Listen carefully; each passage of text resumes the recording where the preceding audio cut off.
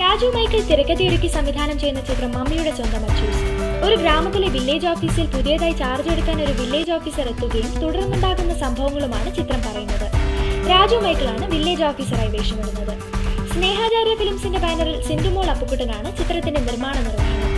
Sreedhanya, master Rameesh, Devan, Jaffar Idukki, Jayakrishnan, Kollam Thulasi, Jayan Cherthala, Urmila Unni തുടങ്ങിയവരാണ് ചിത്രത്തിലെ മറ്റു പ്രധാന താരങ്ങൾ.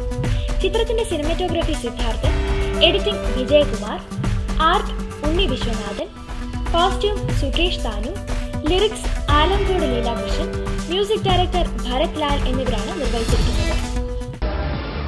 ഞാൻ രാജു.